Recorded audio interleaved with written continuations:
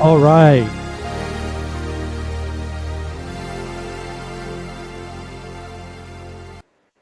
All right. And good afternoon, good evening, good morning, wherever you may be.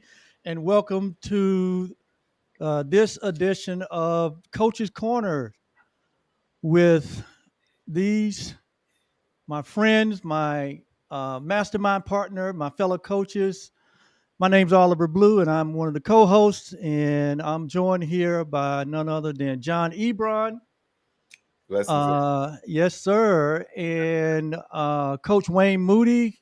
In We the will, house. yes, in the house. And oh, it's so good to be back together. These Coaches Corner sessions are um, they happen once a quarter for 2025, and this is our second quarter edition of that. And we're so excited to be here. Thank you for joining us. We're just gonna have almost like a fireside chat tonight, or I guess I don't know, with with all these politicians afraid of having what do you call town home meetings? What do you call them? Yeah. The town home meetings or whatever. Maybe we'll just have a coach's corner town home meeting. How about that? Because we're not afraid.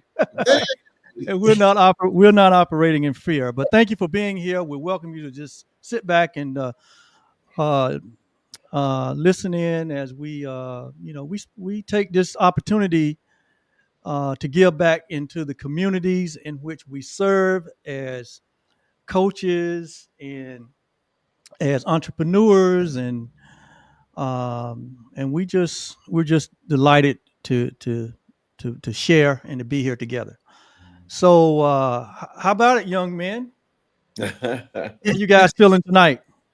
Still, Hey, yeah, getting there. We're still, kicking back with some tea and making sure that the vocal cords are doing what we want them to do, but feeling really good, feeling good in the body, feeling good in spirit. Yes.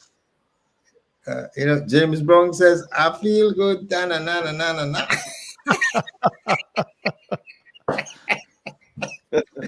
Well, we can count on Wayne to bring the energy, and uh, and that's what you're going to get here tonight. So what we're going to do is just like um, we wanted to have a conversation tonight uh, around the idea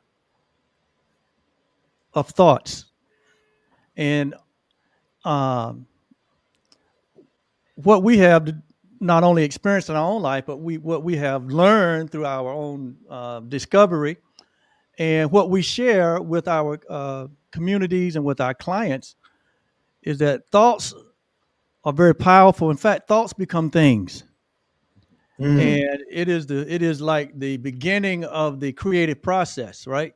And so tonight we want to talk about how our thoughts are creating our experiences, Hmm.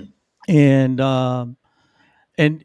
given today's environment, you know, how else could I say this? Given the elephant in the room, because we're all here. If you don't believe that you're here, just pinch yourself. We're all here in 2025 uh, in this global community that has become um, like the world is no longer like seven continents, Can we say right? elephant and donkey? Can we do what? You said elephant, but I think that there's an there. I mean, for America, there's an elephant and there's a donkey. So I mean, we don't Well, just we want to make sure we give everybody a space. The elephant and the donkey, and the some elephant and the donkey. Well, you from Belize, so I know you bring a different vibration to it. but the donkey is the ass. Yeah, the ass, right? So yeah, so you know, here's the landscape. The world has become visible in real time to everyone, and so we all feel what everyone else feel, right? Or we're all in the same field, FIELD. But what we feel, FEEL, is going to be determined by the thoughts that we hold. Yeah. It's going to be determined by the thoughts that we hold. Preach. Because like I said earlier, our thoughts, which are no more than ideas, and when you string ideas together, right, it becomes this energetic field that has this magnetic and energetic uh, foundation that causes it to bring the very thought or the idea into a manifestation or a personal or a global experience, which, like we say here, the landscape in 2020 is that the world has become this real-time experience for all of us, no matter what country you live in, no matter what your background may be in terms of your nationality or your ethnicity or your gender or your religious persuasion. It is what it is. It is what it is. And so we're going to unpack that in so many different ways, because here tonight we got the Minister of Transformation of the country of Belize, who is this dynamic life coach.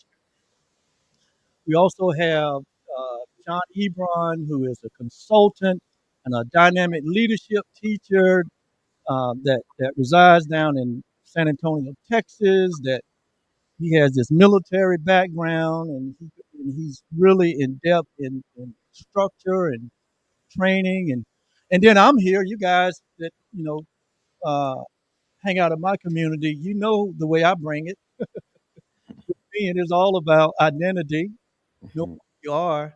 So we're going to put all of this together in one little pot here tonight called Coach's Corner. We're going to stir it up and we're going to see how it tastes. See how it tastes. Yeah. And so with that said, guys, look, just chime in. You're amazing. You are so amazing. You are amazing, Oliver. And both you and John have been I must say, you guys have been such a support for me. And somewhere along the line, we talk about God. When we talk about God, we talk about the source. We talk about the infinite, the omnipotent, the omniscient. I mean, all knowing, all being that spans every space in the universe, And I know sometimes people get a little bit like it's a thin line, because people want to say, oh, the universe. But my thought is that not the universe, but the one who embodies and is occupying the whole universe. I mean, that which has been created. But when we talk about the source and the one that breeds us, thinks, because the fact that we are here today is because I believe, and I love to go to my brother John, who said, when God thought of expressing God's self, he thought John, he thought Oliver, he thought Wayne, and therefore we are a unique expression of a thought that was conceived in the mind of the maker. And more recently, I've been becoming aware that there are many things that were conceived because of a thought. Think of every religion, every dogma, every belief system. Somebody thought something. And that has led to a group of people today we acknowledge and we say we mourn and we feel with the folks who are Roman Catholics because the Pope died, right? And again, talk about being a community. We're all impacted by that particular event. And the thought that was shared when he died, everybody is now thinking around that awareness that the Pope that was is gone. Who was the first one from Latin America? That itself was a different manifestation. Yeah. And now as we're talking about a new Pope to lead the people who would consider themselves to be Roman Catholics, and then there's a thinking that people have if they say they embrace the Roman Catholic or Roman Catholicism, right? But one of the things that I want to say as we delve into this thing with thoughts, and you guys can tell me what you think about this. Thoughts are seeds. Words are seeds. Actions are seeds. I was a biology major, and one of the things I learned is that in a seed, has all the genetic makeup of bringing forth after its kind. An acorn give rise to an oak tree, give rise to a forest. So, in talking about thoughts today, last week I was listening to something that Maya Angelou was sharing, and she said that a thought, the scientific aspect of the actual thought that we think, when we think a thought, chemicals and hormones are released. Right. Those affect the brain, which something science has been studying more recently, reference to neuroplasticity, where they say the very brain formation is impacted by the hormones and the chemicals that are released. And we know that if you think toxic thoughts, you're going to be toxic. If you think positive thoughts, you're going to be positive. It's just another law in itself, reproducing after its kind. So, as we're talking about our thoughts creating our experiences, because I remember 2 years ago, Oliver, when you said, "Hey, let's start meeting together. Let's do Coach's Corner." And then we pulled John in, and now we have Coach's Corner, which was because of a thought. You said something to me a few years ago. You said, "Wayne, you are the minister of transformation." That was a thought. And you spit out that thought, and I said, "Give it to me." You took it and ran with it. My brother John, he knows sometimes he's like, "Wait, you and your thing," because he starts talking and I start thinking, "Oh my God, I'm just thinking." And again, he and I noticed that what we believe is going to definitely affect how we're thinking. Mhm. And I was listening to some recent history that is being brought up, reference to the people of melanin. And reference to the people of melanin, knowing that as far as origin is concerned, and this is another can of worms to be open, as far as the origin of mankind, everything came from, they've shown that one woman, they do genetic studies to show that it all came from her. And I mean, when you talk about, I mean, there is so much interpretation of when you talk about different scriptures and different writings. But one of the things that I do believe is that writings go back beyond what we might be known as scripture. But I'll use that as a preamble for us to go in as far as thoughts or seeds. And if you plant a bean, you're going to get a bean. If you plant a mango, you're going to get a mango. That's right. That's right. So let's not assume that everyone understand what you mean when you say melanin. So be plain. So when you talk, so when you use the term melanin, we're talking about brown skin, dark skin, right? Ruddy skin. Okay. And today they're doing they want to create melanin. I mean synthetic melanin, right? Yeah. Well, But they don't know how to extract it from the body. the average, I mean, just said this is just. I guess you go to AI or Google and say the price of melanin is more expensive than gold. Mm. Average person of color has at least $40 million worth. $40 million worth of melanin in their DNA, in their system, but we haven't figured out how to extract it, right? Did you see the movie Get Out? No. If you haven't seen it, go see it, because in the movie, these folks were trying to get in the skin of these black folks. Okay. That filmmaker is so smart because he's saying a lot of subliminal messages. Because you know, in the last Super Bowl, there was a young man that was featured, and he was singing a song saying, "They not like us, they not Yes. like us." And some people didn't understand what he was saying. They not like us, because honestly, there are a lot of people, but they're not like us. Yeah, and that's no offense to the non-melanated population. It's just a fact of life, you know. And I guess God had a sense of humor when he had the prophet in the Old Testament say, "Let the rich or let the poor say, I am rich." Ooh, that's a loaded statement right He said, there. "Let the poor and what he was talking about was thoughts. Let the person that is thinking that he is impoverished or in lack or in scarcity say that he's rich, because in reality he is rich, especially if he's melanated. Because like Wayne said, there's a fact that within the uh, within the community of the melanated human, there is about 40 million street dollar value worth of melanin if we could extract it from the human being. We haven't figured out how to do it. So in reality, if you have been thinking of yourself, if you've been thinking thoughts of poverty and lack and scarcity, and you are as dark as I am, that thinking is incorrect, and we're here to correct that thinking tonight. I think that really, for me, gets to the heart of that statement, that our thoughts are creating our experience. Because we were talking just before we went on air about how universal law is immutable, right? Universal law works every time And all the time. at all times. And so whether I bring honorable intention to the utilization of that law, or if I bring manipulative intentions to the utilization of that law, if I follow the recipe, I get the meal. And we are so dynamically made as humans that if we're not careful, it can work against us.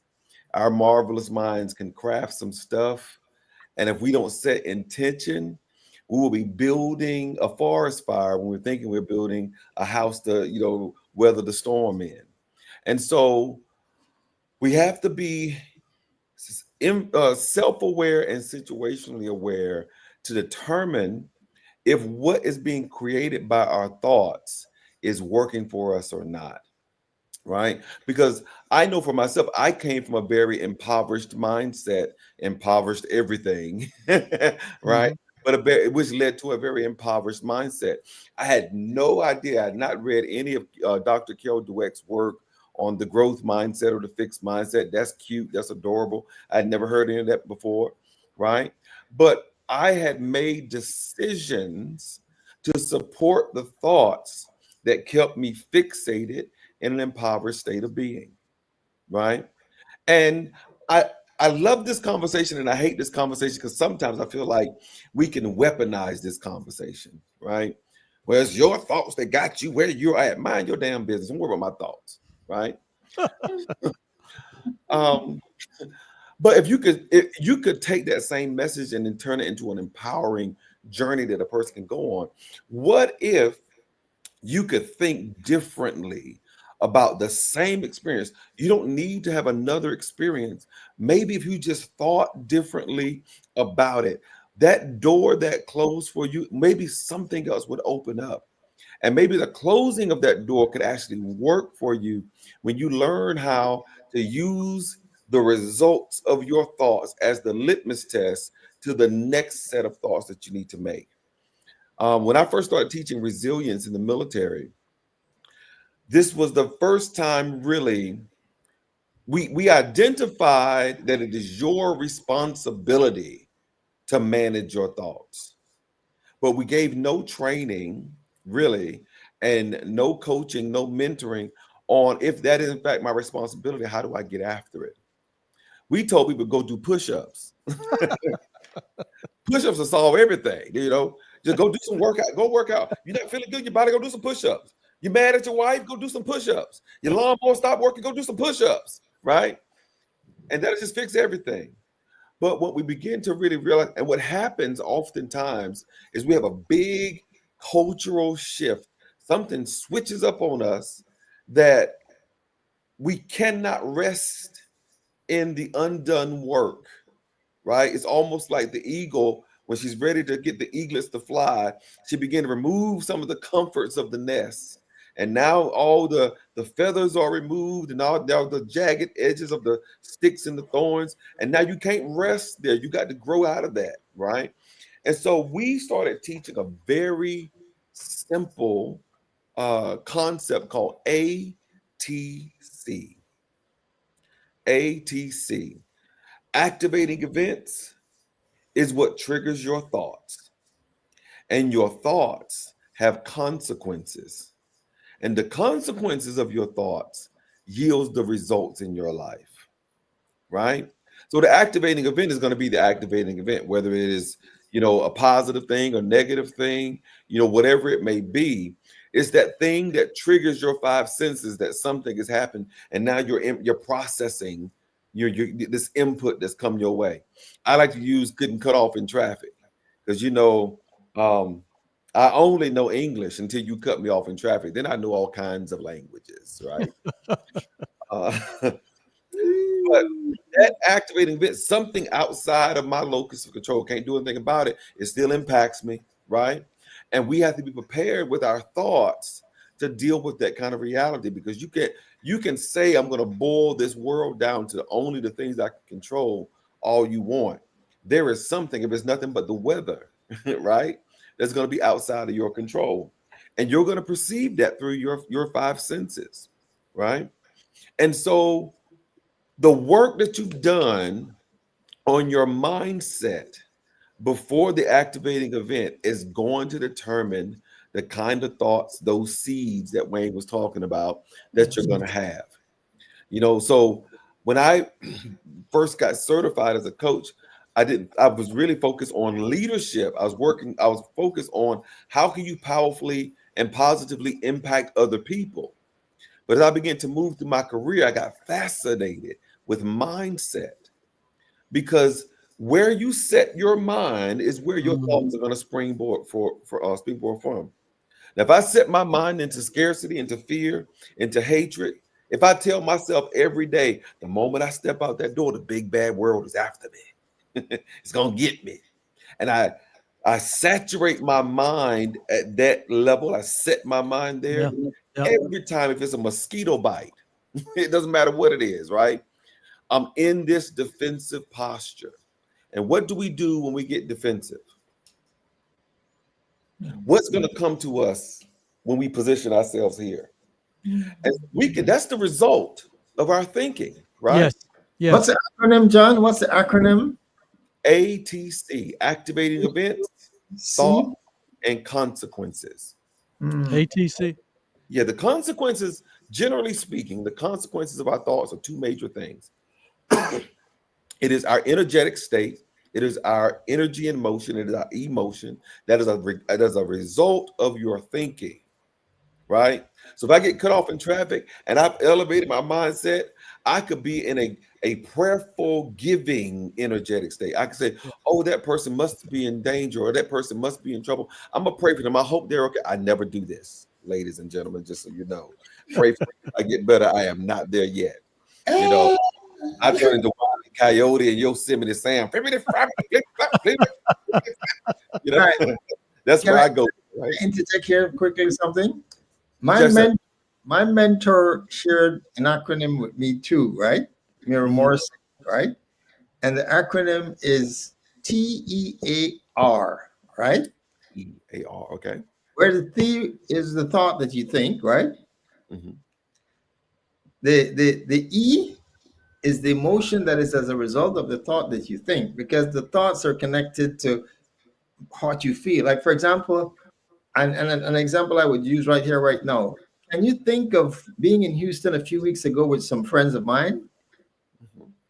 And you think that thought and certain emotions come up, right? Mm-hmm. So the thoughts actually somewhat stimulate the emotions, and the emotions are energy in motion. Mm-hmm. So thoughts are connected to energy, because if you think lack, then you're going to feel constricted. Absolutely. If you think abundance and you're grateful, then you're going to feel expansive. So the thoughts leads to the emotions. Then the A is the actions, like you're saying. You do something, right, but the actions then leads to the results that you're going to get. Correct. Yeah. So TEAR, and again, one of the fundamental things that we're taught in Brave Thinking Institute is the fact that our thoughts become things. Mm-hmm. Yeah. And everything is created twice, in the sense that you see this flag here. Somebody conceived it. Somebody shared today, a Belizean shared that they bought one of the flag from, what's the name of the site in China? Timu, Oh, okay. Yeah, Timu, yeah. and it doesn't have this thing is not right what they're printing. It looks like it, but that's not it. So it's man, Belizeans are gonna be pissed off if they see that shirt that is saying this is Belize, because that's not what was in the mind of the maker. Right, right. Going back to the whole concept of our thoughts, because I thought of coaching the nation of Belize. That's where it started. Then that led me to feeling a certain way, acting a certain way, and seeing a certain results that I'm experiencing right now.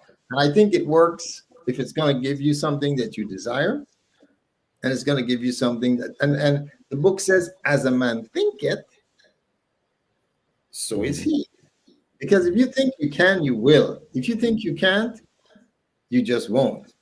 But there's a thing, there's a lesson to learn. How do we, and you say mindfulness comes up there. So how do I discipline my mind in order to think the thoughts that are going to give me an elevation that is, or we say a more higher elevation? Because I can think some thoughts, and in the book it says whatsoever things are lovely, whatsoever things are worthy, whatever things are, think of these things, because again, the thoughts lead to the life that we're living in. Like what the topic about our thoughts are creating our experiences.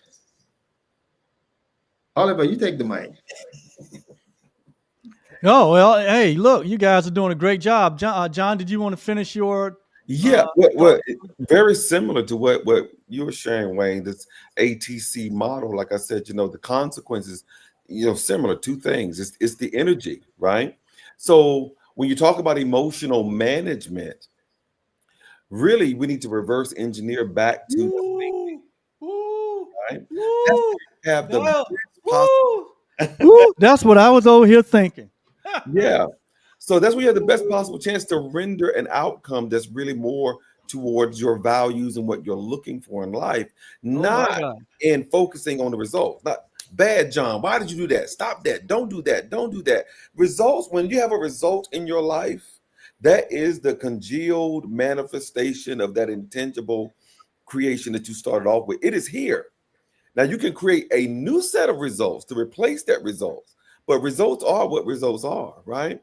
So instead of getting into guilt and shame about what has manifested, we can use that as a learning experience and go right back to where we have the most control, which is our thoughts, right? So the first consequence, again, is our energetic state, our emotions. So if I know if you and I have the same experience, but you think from this place and I think from that place, and your mindset renders higher, elevated, more positive emotional expression, and mine doesn't, I have an opportunity to do something different with my thoughts, right?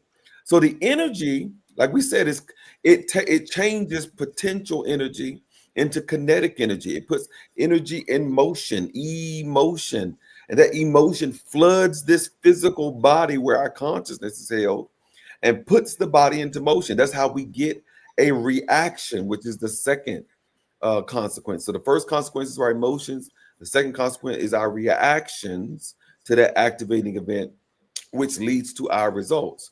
And what we want is more of a curated response that's in alignment with our values, right? So if the question becomes, well, how do I work with this mindset? If you say mindset is where it's at, and before you get into results and all those things, you really want to work on your mindset. How do I work with my mindset? And I say there are three major things that helps you with the mindset. This is all in my book that I'm writing right now. See It, Say It, Soar: 3 Phases to Ultimate Life Strategy. The mindset consists of, first and foremost, your values. What is valuable to you? And then secondly, your creed. What you say, not about what you're doing, but about who you are. When we first start training, or let's use the word, I'm gonna use the word, people don't like the word indoctrination, but I'm gonna use the word indoctrinating recruits into soldiers in the United States Army. We use the soldier's creed as our principal tool to do that. You got to say the soldier's creed to go to the bathroom. You got to say the soldier's creed to come back from the bathroom. You got to say the soldier's creed to get something to eat. You got to say the soldier's creed before you can go to sleep at night, right? And it's rewiring the brain towards who you are as a soldier. First line, I am an American soldier. I'm a warrior member of a team. I've been retired for 10 years now, still stuck in my brain, right? I serve the people of the United States and serve the Army values. They live the Army values. I will never quit. I will never be defeated, right? I go into those. And so your creed is all your I statements. What's valuable to you? Your value system. Who are you? And consequently, who are you not? Your personal creed. And with all of that information, you also build a vision statement. That vision statement starts off like this: someday, finish it. Someday I will live in a world where there is peace and harmony. Someday I will live in a world where pancreatic cancer is eradicated from the face of the planet. Someday you have a vision, and this is not something that was created within you necessarily, more so given to you by divine inspiration. So you take the pressure off of yourself of creating something out of nowhere, and you give yourself an opportunity to get still. And with things that are valuable to you, and with the knowledge that has been given to you of who you are, you begin to see a world you want to live in. So that has how you elevate your mindset. And we move from mindset to skill set to aligned action, right? And so all of those things are in that intangible realm where the thoughts lie, right? That's where it all really begins for us. Now, where do we typically begin? We just grab a shovel and start digging, right? Physical activity. We're gonna make something happen. Jump off the cliff and grow wings on the way down. And I'm not saying there's no value to that, but I'm saying if you want to be curated, if you want to be aligned, if you want to be focused and not just a lot of talk, you want to give yourself permission to have a human experience, to get still in the presence of the divine and in the presence of all that's been afforded to us, and begin to take that stuff, right, and turn it into information that's going to inform the lifestyle that you are crafting. So those were, and so I kind of got my major point here with the thoughts creating your experiences. I really want people to feel more empowered that life is not happening to you. I know what that is like, to be in that mindset of saying, well, you don't understand. The butcher and the baker and the candlestick maker, the dog bit me, my wife left me, and I'm gay, I ain't even got a wife. And I got one can of soup left in the cupboard, and it's got a dent in it. And all my chickens got spots, and all this, now all this all this happening to me, right? And where we are stuck behind everything else that has all the control. I really want us to feel empowered to say, if I'm experiencing something that is not what I want, there's something I can go back and do some work and get the cart out from in front of the horse and get this thing moving in the direction that I want it to. You can change. You do not have to stay loyal to thinking that's counterproductive to the life you want to live. And I think that's where, again, I like what you said. You don't have to kind of figure out that. You said you don't have to stay. You don't have to stay. You don't have to stay. You're saying that you don't have to stay.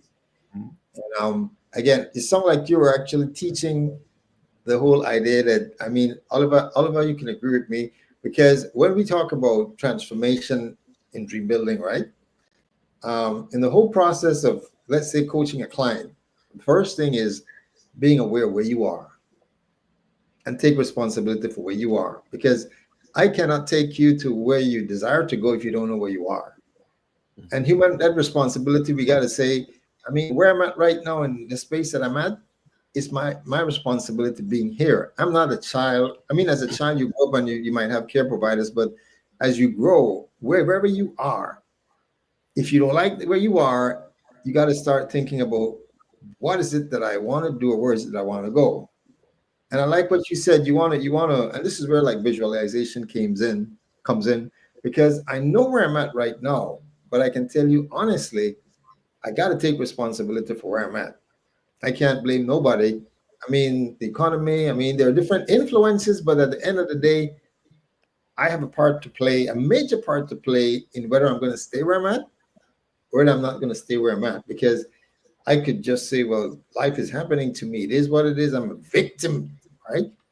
But I am aware where I'm at, and using the faculty of my imagination, I can think, where would I love to be? Mm-hmm. And that's the part of the beginning of the process. But as we imagine where we'd love to be, we ask some questions when we're doing dream building. Imagine where you'd love to be. And the first question you ask, when you think of where you'd love to be, does it make you feel alive? And it should make you feel alive if you're not going to be where you are, right? The second question is, where you envision to be, is it in line with your core values? The third question is it going to require me to grow? The next question is, do I need the help of a higher power? And the next question is, are others going to be blessed from what I'm going to be experiencing? And that is like where we say we test where we want to go. Because honestly, like, I think three of us here, we come from like backgrounds that people would never think that we would be where we are today. Where are you from in North Carolina? Where Oliver was from, where I was from, the South Side. And to think of me now, Minister of Transformation of a Nation. But where we are, where we came from does not necessarily have to be our destination. But Yeah. it begins with, like I said, responsibility and using the faculty of the imagination, because there's so many laws are involved with all of that there, where we talk about the law of attraction and the law of vibration.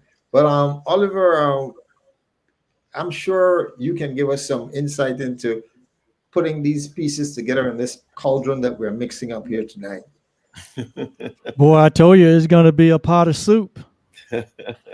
And you guys have just put so many ingredients there, and I'm over here exploding. But hey, I get this all the time when I connect with these two guys. So you can imagine what it's like when we're off script, right? But hey, look, if you're just joining in and wondering what's going on here, this is the Coach's Corner, and I'm here with my friends and my fellow coaches and my mastermind partner, John Ebron and Wayne Moody. And we just do this. We just come together and create this conversation once a quarter as a way to give back to the communities that we serve. And when we say the communities that we serve, being all three of us being in the mentoring business, the personal development business, the coaching business, however you want to put it. You know, we operate in and have created communities where we're able to offer our expertise to help others, just like you, just like we all are products of what we do. We are all products of being mentored, and we know the value of being mentored. We know the value of having someone to help us to wake up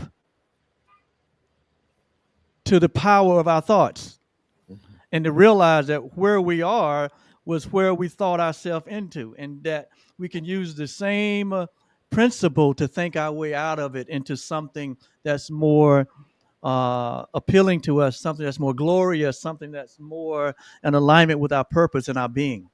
And so we're talking on these lines tonight. And whether you're watching the replay, just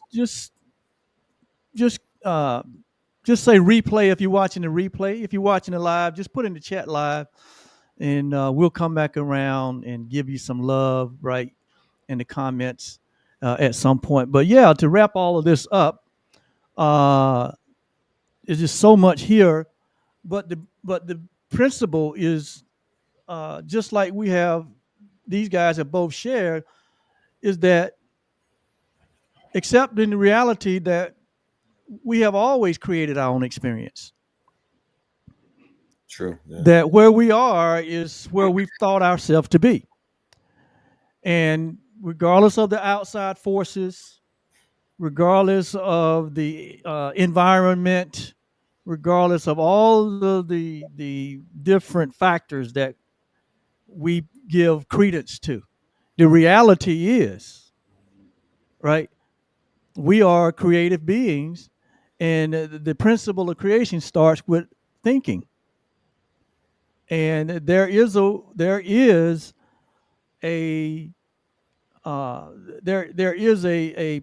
principle, and there is a practice, a practical practice that we can all learn and become what I call masters, right? We can master our life so that we can, graduate from thinking that we're victims of lives, that life is happening to us. But in fact, life is not happening to us. We may be thinking that way, but in reality, life is happening through us, right? And our thoughts is what's at the root of the majority of those that are or that results or the results of the life that we're living. So um, just so much more we can say about this here, True. Yeah. given the current landscape of the world that's been, I had the thought today. This is a thought I had today when I was thinking. And I thought this, I said, if you're in a position of leadership Mm. and if you don't know who you are, and you're in a position of leadership, regardless of what level, that means that you are setting the direction for how others are thinking, how others are being, how others are experiencing. Are you providing an expansive or a contractive environment for people to flourish or to pull back? If you are in a position of leadership, and if you don't know who you are, my thought today said you need to resign. Mm. You need to resign that position. Go and find out who you are, because if you don't resign that position of leadership and your thinking is off center, you're going to either abuse yourself and or abuse others. Absolutely. 100. And that's what we see happening on a global stage, right here in this real time Tuesday, the 22nd of April.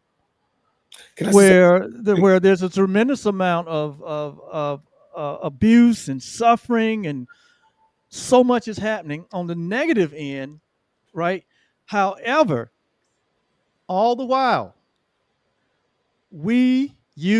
all of us individually have the capacity, right?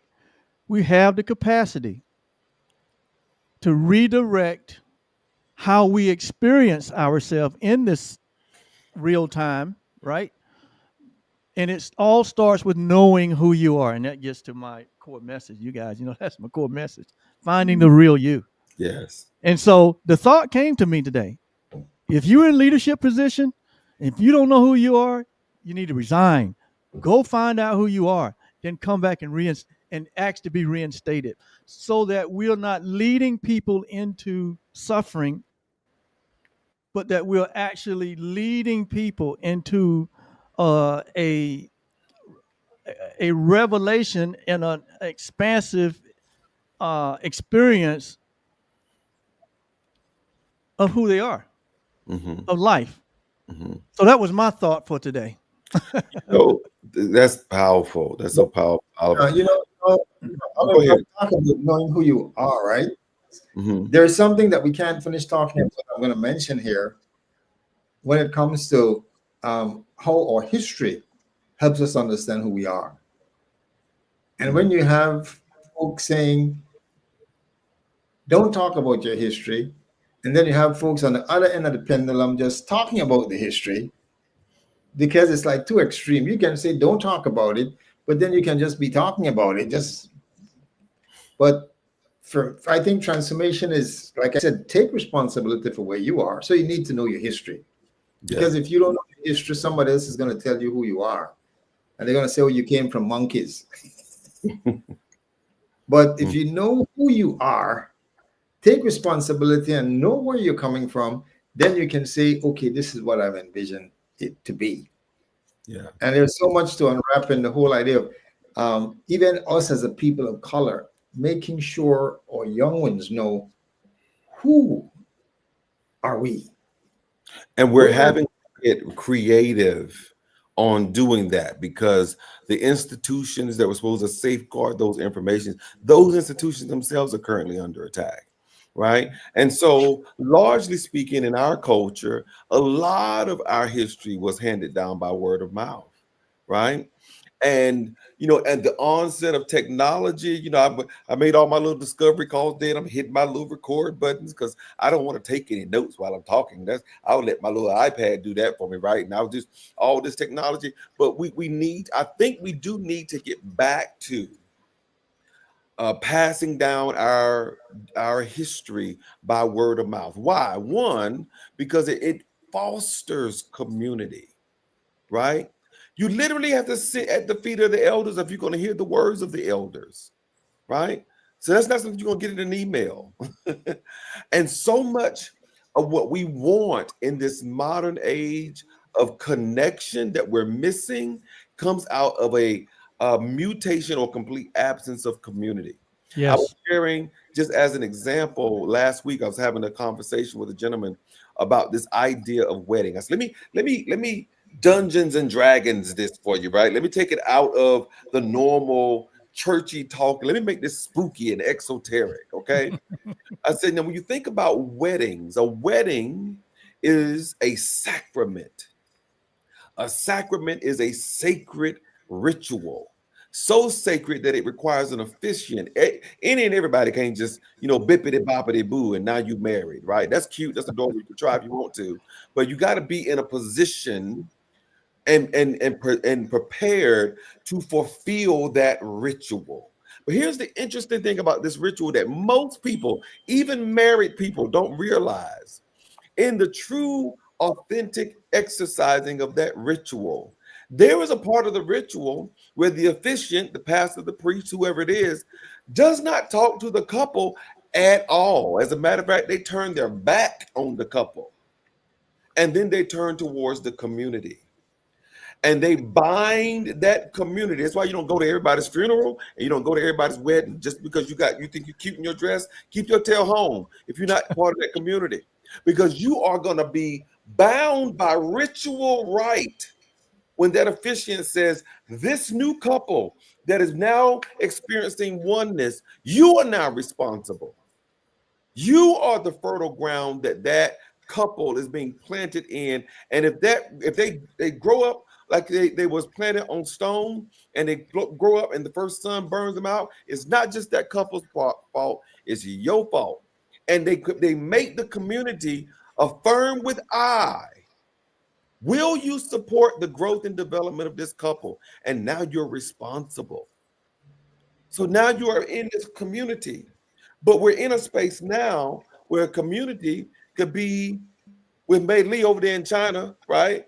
And Leroy over there in Detroit somewhere. Like your community could be all over the place, right? So you got to be careful how you connect yourself. And when we don't really set an intention on how we're going to gather in these thoughts and categorize and disperse these thoughts in a way that is helpful for the community, we lose some of the power of it. And what I feel like we're at right now, I know we got to be careful about time here. I can go on for a second, but when we miss the mark consistently on making thoughts work for us, we begin to believe that thoughts don't work at all. And that's what individuals say, well, that stuff, that's old stuff. That's not relevant for today. That stuff don't work anymore. No, it's not that it doesn't work anymore. You haven't worked it.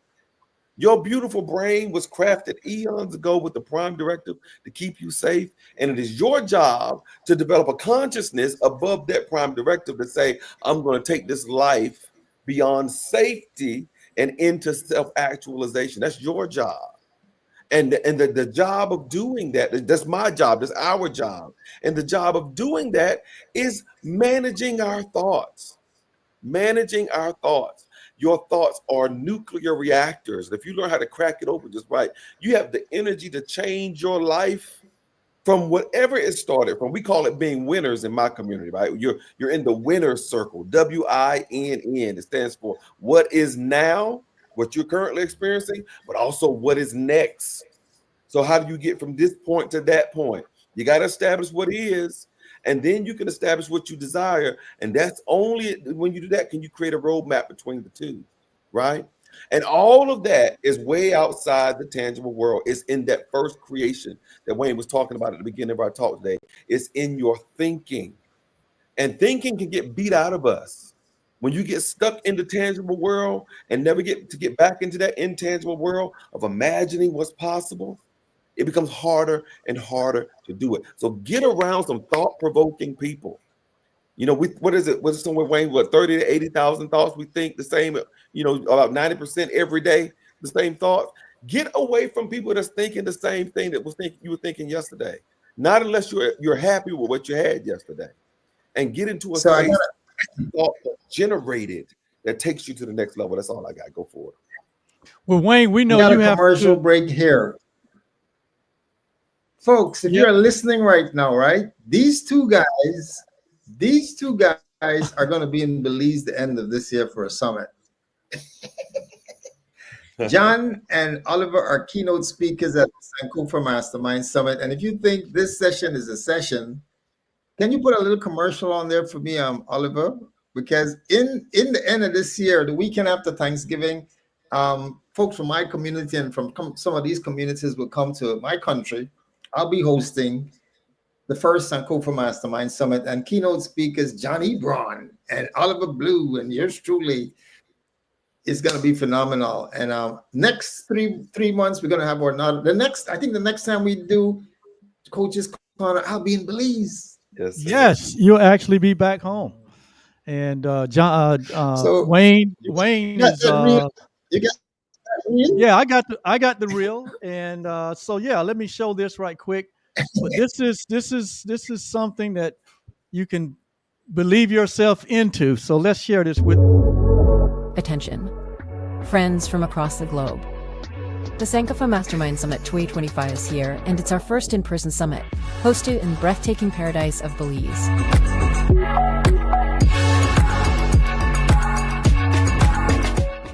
Join us from November 29th through December 2nd, 2025, for an extraordinary 4-day experience that will inspire, uplift, and empower you to take your dreams to the next level. This year's theme is Dream Builders, Giant Slayers, and it's more than just a summit, it's a call to action.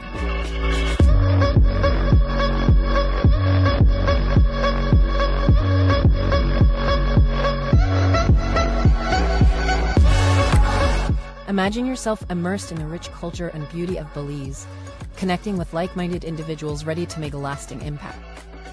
Your investment in this transformative journey is $3,000 per person or $5,000 per couple.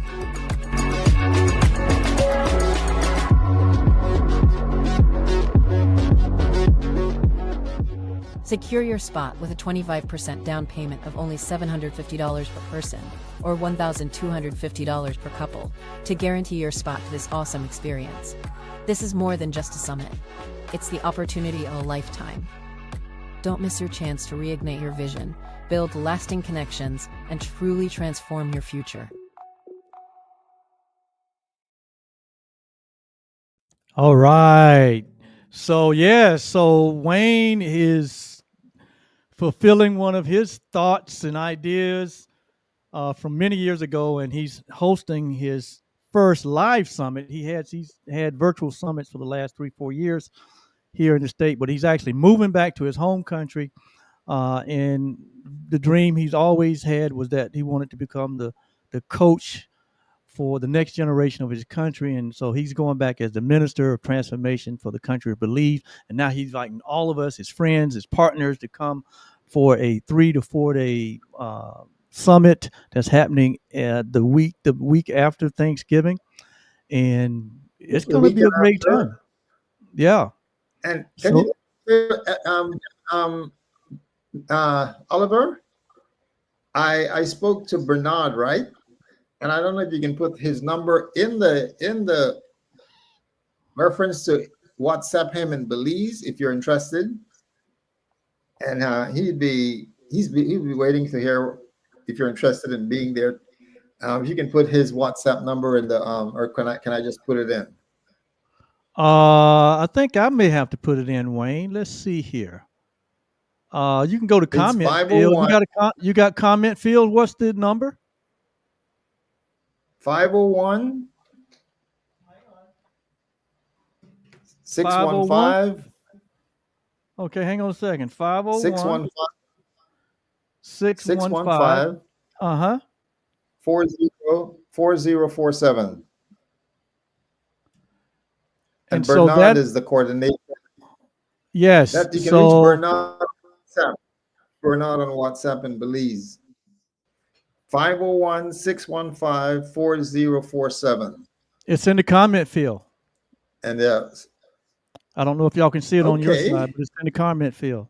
So yes, if you're an adventurous person, if you're looking to elevate your life, if you're looking to leave the country for a while, Belize is the place to go. Belize is the place that we're going to be in November. Come join us for this dynamic summit that Wayne and his staff has put together. John and I are so honored to be not only going and going to spend about a week. We're going to be there a little longer than the conference, but to really experience the richness of the culture of the people of Belize and then to be there with other dream builders, giant slayers. It's going to be wonderful. It's going to be what's the term? It's going to be Life change. life changing. It's going to be exotic, right? We're going to be in central part of the. It's called called the central. Yeah, And I'll absolutely. be a host. I'll be a And host. and Wayne's going to be the host, and he's really put his heart into this, and great plans. We're staying at a great resort, and we're going to be experiencing that local culture. But then we're going to spend some time learning too. So it's about learning and fellowshipping and meeting new friends. And he's guaranteed us that on your way back to your destination, you'll be saying, when are we coming back? Right. So we look forward to the experience, and we created that experience. Wayne's thought, has created that experience for all of us. So if you're adventurous, you're looking for something different, something dynamic, something that's life changing, come join us for the 2025 Sankofa Mastermind Live Summit in the country of Belize this And I November. must say thanks to you and John, because you and John has been helping me lifting up my hands when I'm feeling weary and when I'm being challenged, because it hasn't come easy and it's not coming easy. But I thank you guys for being my partners in believing as I'm believing with you guys. So I got to jump off here. I have a client waiting in the Zoom room. But All right. Well, guys, all right. look, until this is July, I think, when we come back together. Until July, when we have our next live Coaches Corner, Wayne and John and I, we send you blessings. We pray that you take hold of the empowering self that you are to begin to reshape your thought, reframe your ideas, and begin to live the life that you love. You can do it. You can do it in the midst of everything else that's going on. So until next time, we salute you all. Thank you. All right, guys. Next time. Till next time, my friend. Yes, sir. All right, my friend. We'll see you then. Bye-bye.